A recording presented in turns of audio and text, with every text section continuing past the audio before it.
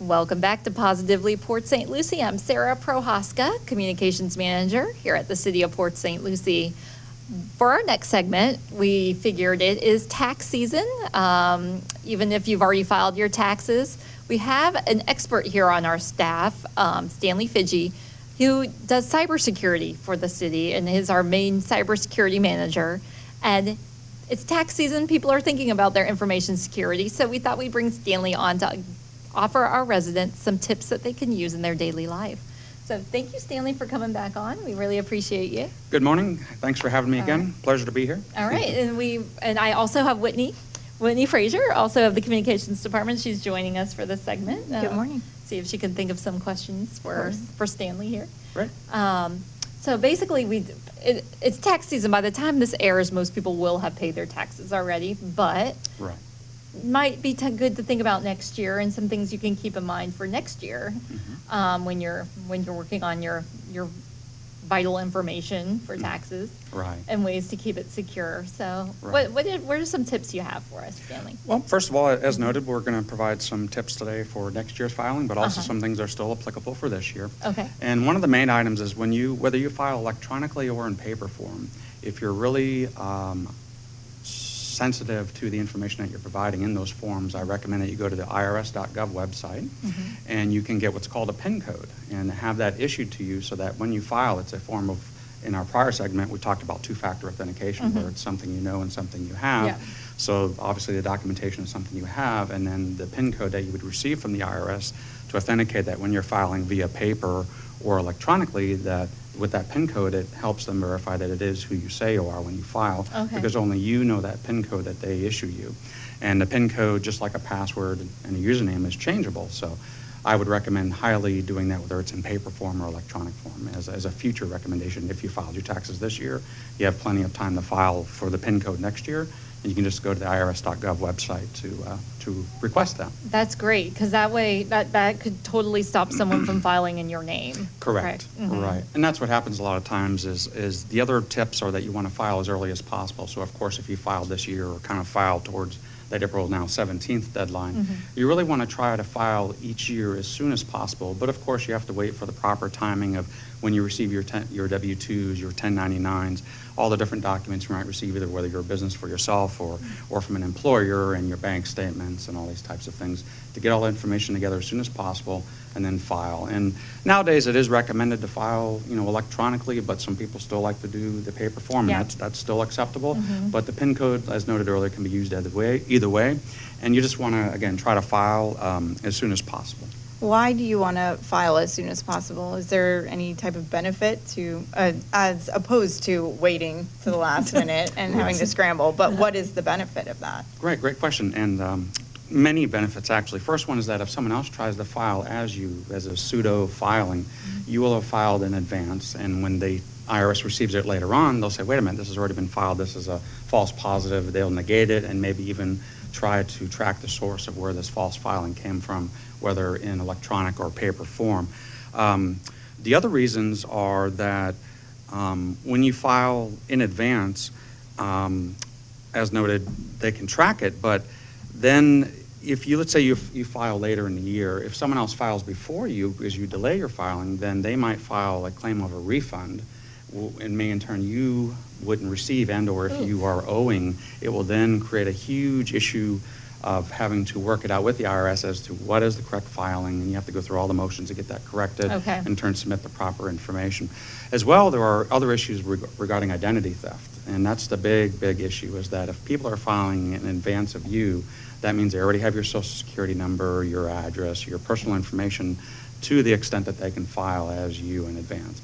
And one of the big issues that, of course, is you can never change your social security number. That's one of those pieces of information that never change. So you would have to get like a pseudo social security number or other types of filing information to then file in a way that the IRS knows that you are who you say you are and you're the original filer as yourself. So those are some of the reasons why you'd want to file in advance. Okay, great. So I do have another question as it relates to people filing for you. Now, sometimes, there's a lot of different things that go into filing, a lot of different things that you have to report and whatnot.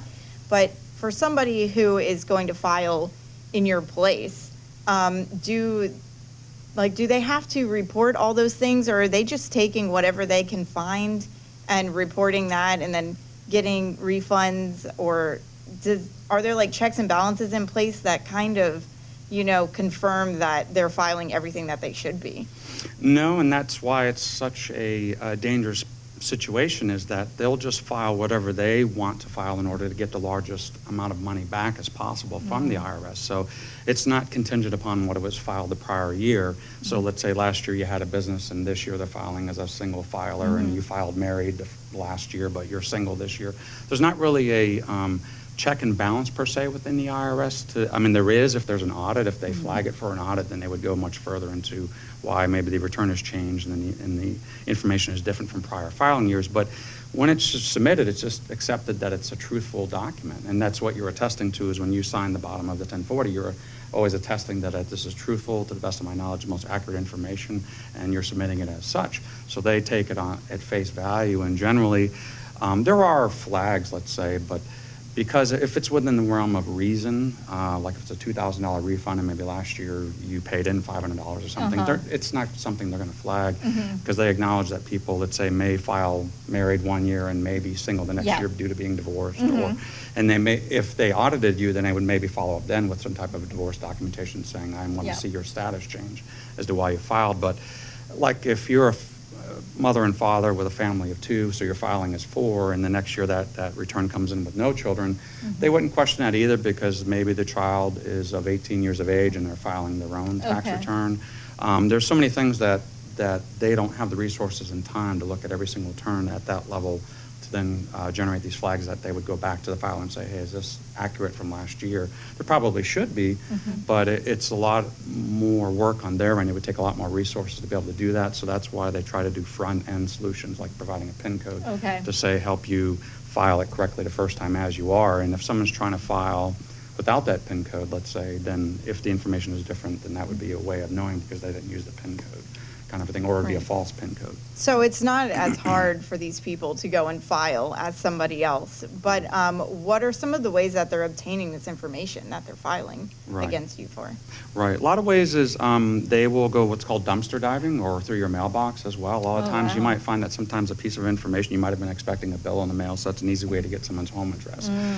Then on the internet, on the dark web, a lot of people's social security numbers are out there for $1 up to $5 per item of information of that nature, your date of birth. All those things are, because they're static, they're collected over time from all these different breaches that you hear about. So everybody's information, unfortunately, is out there on the dark web, and for a few dollars they can acquire that. And of course, they'll pay hundreds of dollars and acquire a very large list of people's information. And they'll go through and they'll use social media to start canvassing who you are, where you live, by zip code, and say, well, this zip code's much more affluent than this zip code, so I'm going to target these people that I have this information on in this zip code and file a return in that area to and then get a larger refund or something like that. People say, well, there's more resources to work with, so I can maybe increase and get a bigger payday by leveraging these people in this zip code versus this zip code. And so much of our information is out there in the public, and even if it wasn't, you can collaborate over time if someone's willing to take the time to collect information through social media and other means about you.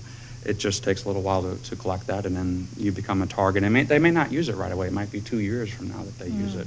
And it's kind of a staggered event that if you're notified, like we talked about in other segments, if you use LifeLock or the triple credit alert from Experian and Equifax and TransUnion are the 3 providers, over time you may get notified that your information was breached, but that would be another way they would collect it.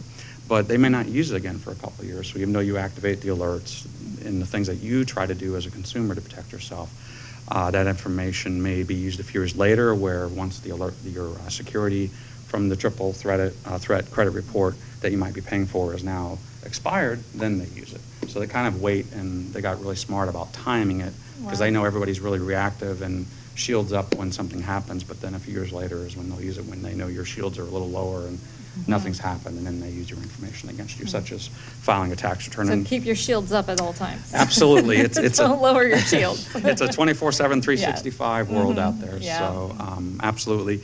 I mean, some of the other things, kind of to your question, is then you'll start to get a lot of phone scams when they get your information. That's another way. They'll try to call you and social engineer you for your information. And they actually might call you saying they are from the IRS, which generally will not happen. Usually, when an audit occurs is when they contact you, and it'll be in writing, and then they'll go from there. But the IRS will never contact you by email or via telephone as a phishing scam or a phone scam. And that's another way, per your question, that they collect information, because let's say you're a person that's maybe elderly or something like that, and you might be living as the mother-in-law or the father-in-law in the home of your family, and that person's home all day, and the person calls and socially engineers that person to slowly get information about your household over time. Your billing information about your FPL bill or water bill or whatever, and just slowly collect information that especially the elder population is really wanting to be helpful and provide, can thinking, be well, someone's calling me, it's susceptible. important, and I need to give this, and they'll just slowly collect and engineer you to get that information to file fraudulently Right. against you.